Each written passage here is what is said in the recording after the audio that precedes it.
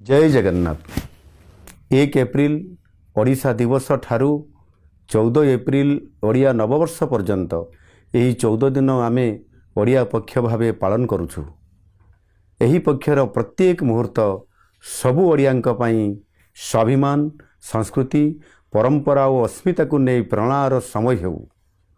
ओडिया पर्व हेउ आम भाषा, साहित्य, खाद्य, पोशाक, नृत्य, संगीत और संस्कृतिर उत्सव।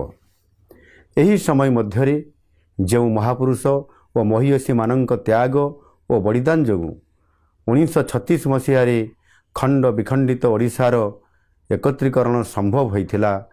सही बिंधाणी मानकु आमे स्मरण करिबा और सम्मान देवा। ओडिया नववर्ष एवं महाविश्व संक्रांति हेउ ओडिया भाषा, साहित्य और संस्कृतिर नुआ उद्यम, नुआ संकल्प और विकसित ओडिशार नुआ अवसर। आसंतु मन, प्राण, हृदय रे ओडिया हवा। ओडिया भाषा, साहित्य, खाद्य, पोशाक एवं संस्कृति को आम दैनंदिन जीवनर अंश करिबा एवं एक स्वाभिमानी ओडिशा गढ़िबा।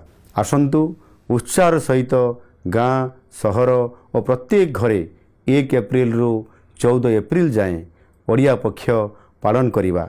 धन्यवाद। वंदे उत्कल जननी।